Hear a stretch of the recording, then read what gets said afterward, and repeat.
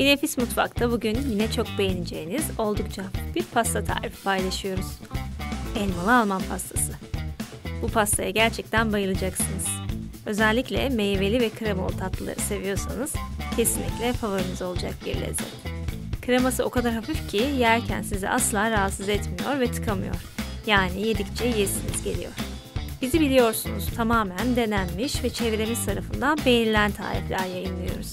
Bu pastayı yiyen herkes çok beğendi ve bir an önce kanalda yayınlanması konusunda hemfikir oldu. Siz de bu güzel ve pratik pastayı deneyin ve fikirlerinizi de yorumlarda paylaşın lütfen. Tarifin detaylarına geçmeden önce büyük emeklerle hazırladığımız kanalımıza abone olarak bizi destekleyebilir ve bildirimleri açarak tüm yeni tarifleri ilk izleyenlerden olabilirsiniz. Şimdiden aramıza hoş geldiniz.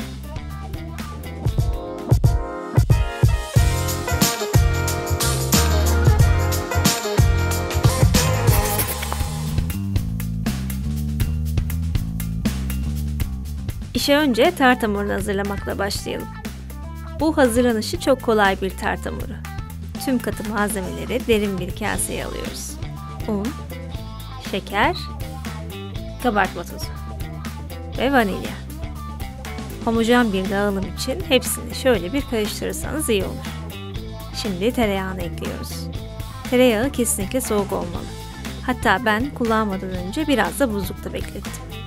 Tüm malzemeleri elimizle hızlı bir şekilde ezerek kum gibi yapıyoruz. Bu işlemi stand mikseriniz varsa onu kullanarak da kolayca yapabilirsiniz. Elinizle yapacaksanız da eldiven kullanırsanız elinizin sıcaklığı hamura belki daha az geçer. Malzemeler bu görünüme ulaştığında içine bir tam yumurta kırıyoruz. Ve kaşık veya spatula yardımıyla hızlıca karıştırıyoruz. Bu aşamada artık mecburen elle yoğurmaya geçeceğiz. Hamurda kullanılacak un miktarı yumurtanın büyüklüğüne göre değişebiliyor. Ben kullanacağım unun bir kısmını ayırdım. Hamuru yoğurduktan sonra gerekirse ekleyeceğim. Hamur toparlandı ama hala fazla yumuşak. Bu yüzden kontrollü bir şekilde biraz daha un ekliyorum. Sonuç olarak kulak memesi kıvamında bir hamur olmalı. Hamuru iki yağlı kağıt arasında ince bir şekilde açıyoruz.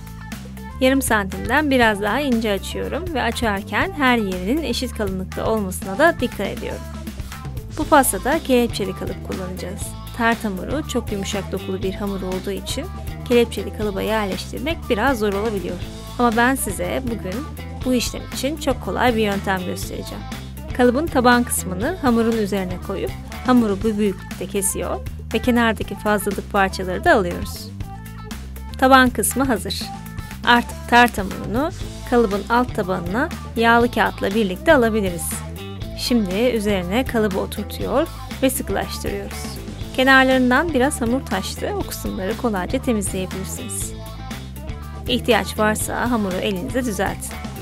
Gördüğünüz gibi bu kısmı kolayca yapabildik. Sıra kenarlarda. Kalan hamuru birleştirip aynı incelikte uzunlamasını açıyoruz. Kenarları yapmadan önce kalıbı yağlamayı unutmayın, yoksa pastayı zor çıkartırsınız. Kalıp da hazır olduğuna göre kenarlarını yapmaya başlayalım. Üstten yarım santim boşluk kalacak şekilde cetvel yardımıyla mesafeyi ölçüyor ve ona göre hamuru uzun şeritler halinde kesiyoruz. Kestiğimiz parçayı da kalıbın kenar kısmına yerleştiriyoruz. Bu işlem hata kaldıran bir uygulama. Hamur parçalandı, bir kısmı ince, bir kısmı kalın oldu. Hiç sorun değil. Elinizle çok kolay bir şekilde düzeltebilirsiniz. Ben kenar kısımlarının eşit yükseklikte olmasını istediğim için bu şekilde uğraşıyorum. Siz tabii ki göz kararı da yapabilirsiniz. İlla da cetvel kullanmak zorunda değilsiniz. Ama hamuru kalıba kesinlikle en kolay bu yöntemle yerleştirirsiniz. Birleşim yerlerinde mutlaka parmak uçlarınızla bu şekilde düzeltin. Boşluk kalmasın. Üst kısmında en son bir bıçak yardımıyla bu şekilde düzeltiyorum. Ama dediğim gibi bu sadece görüntü için. Son bir işlemden sonra tart hamuru hazır. Her yerini bu şekilde çatallayıp dolaba kaldırıyoruz. O esnada kremanın hazırlanışına geçebiliriz. Kremaları bir sos tenceresine alıyoruz. Üzerine de sütü ekliyoruz. Bu tarifte hazır vanilyalı puding kullanacağız. kremanın tadını gerçekten müthiş yapıyor. Hepsini orta ateşte karıştıra karıştıra pişiriyoruz. Vanilya aromasını ben çok sevdiğim için puding kaynar kaynamaz bir paket de vanilya ekledim. Siz istemezseniz kullanmayabilirsiniz. Krema hazır. Oldukça cıvık kıvamlı bir krema. Artık soğumaya bırakabiliriz. Ama ara sıra karıştırın ki üzeri kabuk tutmasın. Sıra geldi elmaları hazırlamaya. Bu tarif için en uygunu yumuşak dokulu kumlu elmalar kullanmak. Ama evde olmadığı için bu seferlik tatlı ama birazcık sert dokulu elmalar kullanıyorum. Elma sert olduğunda pastada hafif hissediliyor. Ama ben severim derseniz sert dokulu elmalar da kullanabilirsiniz. Fakat benim fikrimi soracak olursanız şu kumlu tatlı elmalar vardır ya, onlar en güzeli oluyor. Kabuklarını soyduğumuz elmaları küpler halinde doğruyoruz. Rende sulandırıyor, bu yüzden rendelemeyin. Parçaları da çok büyük kesmeyin. Elmaların hepsini derin bir kaseye aktarıyoruz. Elma ile tarçın bence çok yakışıyor. Bu yüzden biraz da tarçın ekleyip karıştırıyoruz. Bu pastada file badem de kullanacağız ama öncesinde tavada hafif kavuralım. Tavayı kontrollü bir şekilde ocakta tutun. Bademler çok çabuk yanıyorlar. Elmaları rendelemesek de pişme sırasında yine de suyunu salacaktır. Bu durumda alttaki tart hamuru biraz hamur kalabiliyor. O sıvıyı üstte tutmak için tarifte kullanacağımız bademin yarısı kadarını tart hamurunun üzerine seriyoruz. Onun üzerine de elmalar. Elmaları yayarken üst kısmının düz kalmasına dikkat edin. Çukur kalan bir yer olursa krema orada toplanacaktır. Elmaların üzerine de kremanın hepsini döküyoruz. En üstünü bir spatula yardımıyla düzleştirip kremanın eşit şekilde yayıldığından emin olun. Kalan bademleri de en üstte dekor olarak yayıyoruz. Hem şık hem de lezzetli oluyor. Artık pişirmeye geçebiliriz. 170 derecede önceden ısıtılmış fırının en alt tarafında 40 dakika kadar pişiriyoruz. Fırınınız eğer eşit pişirmiyorsa 30-35. dakikada fırının kapağını açıp pastayı çevirebilirsiniz. Pastamız pişti ve dolapta bir gün bekledi. Dolapta bir gece bekletmeden yemenizi tavsiye etmem kesinlikle.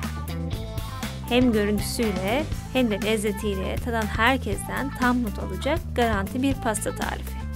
İster özel günlerinizde kutlama pastası olarak, isterseniz de kendinizi, sevdiklerinizi mutlu etmek için mutlaka bu tarifi yapın. Tutmama ihtimali olmayan, yapımı oldukça kolay bir pasta. Denediğinizde asla pişman olmazsınız. Bir dilim keserek size içinde göstermek istiyorum. Keserken her bıçak darbesinden sonra bıçağınızı temizleyin lütfen.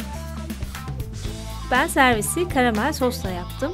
İsteğe bağlı olarak farklı soslarla veya sade olarak tüketebilirsiniz. Malzeme listesini açıklamalar kısmına gram ve kaşık bardak ölçüsüyle ekledim. Tarifin detaylarına oradan da ulaşabilirsiniz.